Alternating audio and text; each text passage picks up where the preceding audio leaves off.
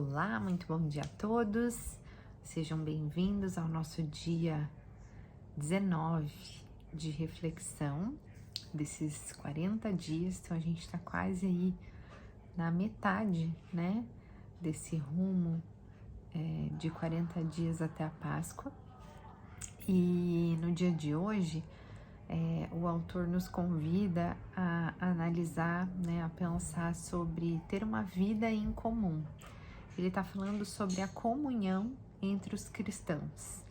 E eu gosto muito, né, desde quando eu comecei a fazer as reflexões com a Celina, durante os 9 meses com Maria, ela falava, né, que comunhão é a união de duas palavras, né, de comum, união, né, então a gente está amparado, né, diante do mesmo tempo e espaço junto com os nossos irmãos. Mas obviamente que não é só você estar junto com alguém para você realmente estar em plena comunhão, né?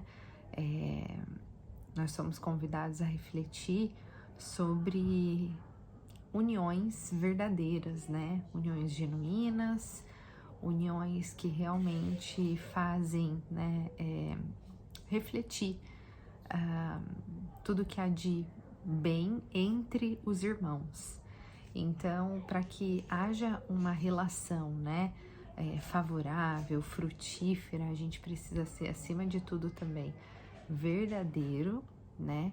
E é muito importante que diante da comunhão a gente tenha condição de olhar, né, a partir da perspectiva do outro, julgar menos as pessoas.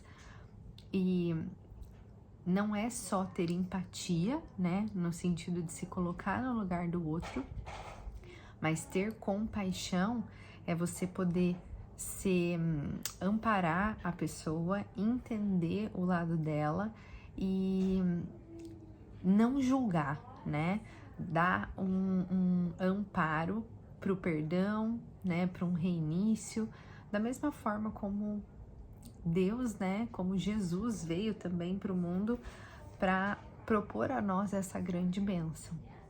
Então, nesse capítulo falava muito também sobre os grupos de oração, de estudo bíblico, o fato de Jesus sempre buscar um grupo pequeno de pessoas para garantir que ele tivesse realmente em comunhão com essas pessoas, né, dando exemplo dos apóstolos, né, dos seus discípulos, que eram 12, então é como se esse número fosse uma garantia de que quando em união, né, quando em comunhão, você realmente pudesse doar o melhor de si para aquela pessoa e pudesse compreender qualquer coisa que a pessoa tivesse ali para compartilhar com você, né, eu acho que isso também, a partilha, né, é um grande significado da comunhão. Mas, além, né, desses grupos com intuito mais espiritual, eu pensei muito nas próprias reuniões familiares, né?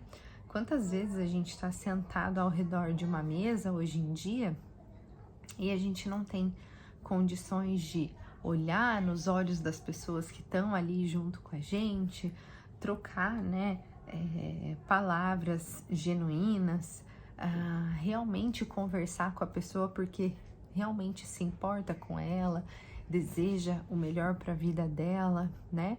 Muitas das nossas conversas acabam, até com os amigos próximos, girando em torno de coisas mais banais, né? De papos não muito profundos, né, e no sentido de você realmente querer saber o que a pessoa tá fazendo, né, o que ela tá precisando de um acolhimento, de uma oração, né, o autor diz ali, quantas vezes a gente precisa simplesmente pedir ajuda, ou pedir um momento de oração, né, e tudo isso são coisas muito importantes que a espiritualidade nos ensina, né, porque quando a gente tá vestido com a capa do ego, né?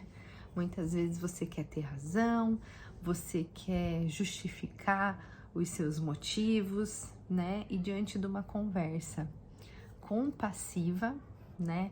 Uma conversa com humildade, uma conversa com paciência, a postura que se assume diante dessas pessoas é uma postura completamente diferente. E é nessas circunstâncias que eu percebo o quanto a gente tem a aprender e o quanto são coisinhas simples que fazem toda a diferença na nossa maneira de interagir com o mundo, na nossa evolução espiritual, né?